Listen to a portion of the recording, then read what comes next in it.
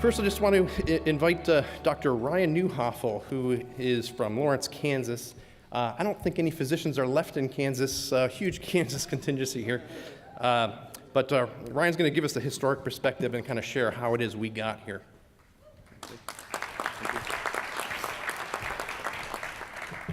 My name is Ryan, and I am a DPC doctor. I always, thank you. I always feel, and I'm glad you guys picked up on the way I said that, I always feel like I'm kind of attending an AA meeting when I say that, and especially early on when there was, dozens of us, not hundreds of us, I really felt like that, like I was kind of, coming clean. So thank you guys. And I think less and less so I feel like that, and so thank you for making me feel like less of an alcoholic. And I even sobered up so much this year that I'm wearing a blazer. Also, so Chad Savage can't make fun of Josh and I's clothing. So for those of you who were last year, you probably remember that. It was a running joke. But I will say, if this is like a really large AA meeting, a lot of you failed miserably last night, and you should call your sponsors. So, okay, enough jokes about alcohol. I'm going to offend somebody. I see a lot of familiar faces here, and I think Hal did this, but there's the 3 different colors here. So how many, raise of hands, how many already have an active DPC practice? Raise of hands. Okay. And how many are planning on opening one? So not quite half. All right. And then I think what the third color was like in contemplative or learning kind of, is that the third one? So how many are, okay. So probably half practices. Most of the rest of them are planning. And so what's really awesome is having been in this movement for quite a while, that's changed over time. I think I was thinking back to the 2014 DPC Summit, which I think was one of the first larger, at least with hundreds of doctors meeting in Kansas City. And I think when I asked that question, it was about 80 or 90% were either planning or learning, and only maybe 10 or 20% were actually doing it. So it's really awesome that some of you are still here, and it means one of 2 things: either DPC has staying power, or you're all very stubborn people, and it's probably a little bit of both. So last year I gave kind of a similar review of the history of DPC, and it was really boring because I just gave a timeline. So on the flight here, I decided to do something a little bit different this year. So. Oh no, it got cut off. That's all right. So this is from one of my favorite philosophers, Ben Folds. And I'll give you guys a second to digest this. Hopefully it came out there. So this is one of those, this is a song, but whenever I heard this, I love this song, but whenever I think about this lyric, it resonates with me, but I'm not smart enough to figure out why. So it's one of those things that sounds really smart. And I think what he means here is that a lot of people who are kind of trapped in a system can't really see that perspective. So you have the old saying about the forest and the trees, but I really think you have to step so far outside of that and be a little bit by yourself to really see the big picture. And so I know a lot of you here are doing that, and a lot of us early adopters of this model really feel alone and afraid. But I think you have to get to that level, and a lot of us have gotten to that level so we can see the big picture. And some of us have been doing this for years, like Lee Gross started his practice in 1926. Is that right? Is that right, Lee? And so he's been doing this for many decades, and others of you have just heard about DPC a year or 2 ago and just starting a practice. And I think that a lot of us still, even though the movement is growing, feel alone. But I'm hoping less and less so, and with meetings like this, that obviously helps. But I think when we talk to doctors who are still kind of stuck in the system, at least I get a little bit frustrated because they don't understand the big picture. And so I always think of this lyric, and I don't know why. So thank you, Ben Folds. Another great philosopher. One of the things that strikes me the most is how much DPC doctors care and actually do something. When I was in medical school, I heard a lot of my mentors who were burnt out, complaining about politics and how crummy everything was, and kind of in despair, but very few of them did anything. They were beat down and frustrated, and I guess in a way passionate, but not with their feet, mostly with their mouths.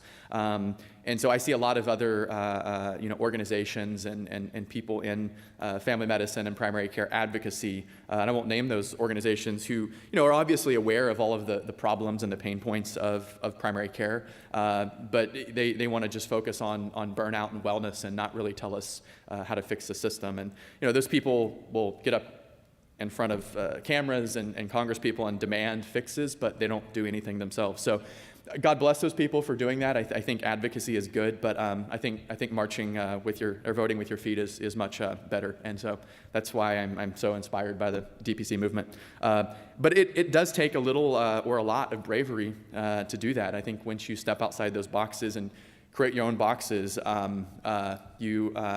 you have to take a lot of flack, and I certainly have, and I'm sure most of you guys have here. And so when you forge your own path and you start hearing other people's stories, their struggles, their successes, it's really, really inspiring when you realize that they're saving not only themselves, but also their patients and their career. So I, over the last 6 years, having done DPC, have met hundreds of doctors, and I wanted to read a list up here of all the the people that inspire me. But Julie Gunther, who is up here, many of them will be up here on the stage. Nick Thompson, Jeff Gold. Again, I don't want to read the whole list, but I just want to say you guys inspire me, and I couldn't. You make me feel less insane, and thank you for that, because I think a lot of us, like I said, a lot of us, especially early on, we're thinking, are we really, really insane? And so we might all be insane, but at least we're insane together. So thank you, guys. But the real question is how did we get here? Starting in 2011, depending on how you define this, there was maybe a couple dozen DPC doctors, and that's probably being generous. And now we're at over 600, 800, 1,000, again, depending on how you define that. So a lot of people say, how in the world did we go from there to there?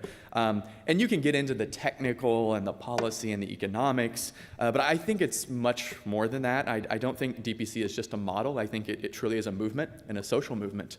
And that movement has grown large enough now where we have a little tribe, a brotherhood or a sisterhood. And although our numbers are still really small, and some organizations will remind us of that we're only 2 or 3% of family medicine doctors. I think our passion far outweighs that percentage, and our mouths certainly are much more than 3%, as I've been told. And each of you have grown your individual practices if you're already starting that, and a lot of us who've been in there, been in this movement for a while, have seen the market or the movement grow, and I think we hear those stories that it makes a difference in patients' lives. And one of the things that strikes me the most, and I heard Vance Lassie telling the story the other night, which I'd heard before, but Vance told it the best I'd heard. If you guys have ever introduced yourself as a DPC doctor, I've gotten this feedback that they knew I was a DPC doctor before I even told them, because I was smiling and happy. And that's just a really eerie thing, that people kind of pick up on the misery of a lot of doctors. And so Vance told that story the other night, that he went up and introduced himself and said he was a DPC doctor. And they said, well, of course you are, because you're smiling. But I don't want to sugarcoat all of this. Movements are hard and change is hard, and the risks that a lot of doctors have taken are enormous, both personally, professionally, financially, and it's been a lot of blood, sweat, tears, and other bodily fluids for some people to get here. Stories I won't share, we don't have enough time. And the networking between all of us has evolved. I think in the early days, back when I was, it was single phone calls. It was Lee and one doctor, or Josh and one doctor, spending hours on the phone talking about what we were going to do and how we were going to grow this thing or grow our practices. And now we're organizing stuff like this. So it's really, really awesome to see all of this. Okay, next slide. So where do we go next? I'm supposed to just do the history, but I'm going to give a brief thing about the future. So I think that's what this conference is all about, and I think that having historical perspective is really important. But I think that what we are trying to accomplish here is trying to figure out where we're going to be in a year or 10. And there's a lot of great presenters here. There's a lot of great doctors, and a lot of them might already be your mentors. So I hope that you learn from them, and you're going to get a lot of information, some tips, some tools.